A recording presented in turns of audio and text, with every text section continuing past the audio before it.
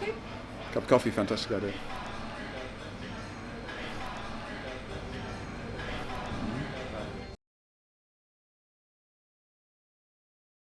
You asked me what is stress, biologically and emotionally, and the first thing I want to do is not separate biology and emotion.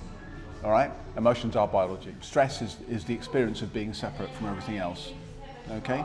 You know, we have bits of the brain that give us the experience of being a separate thing. We're not, these boundaries are fractal. You know, the energetic, bioelectromagnetic boundaries are much more interdigitating with the sort of electromagnetic field of the Earth. We're not really separate from everything, but our experience is one of being separate. And for us to survive and reproduce and do the kind of things that we need to feel that. Yeah? So we have this inbuilt mechanism in our brain which gives us the experience of being separate.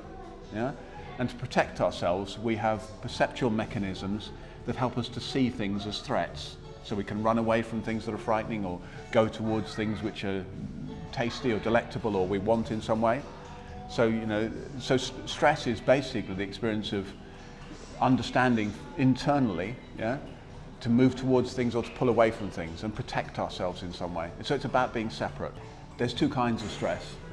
There's kind of physiological or ecological stress, which is about things too hot or too cold, or it's too dry or too wet, you know, desiccated thirst, or we're too hungry. So it's very basic, primitive kind of stress like that, all right? And that, the only thing you can do with that is change things environmentally. So if you're too hot, you get cold, you move out of the heat, yeah? So there's that kind of level of stress. And everything else other than that is stuff we make up in our heads.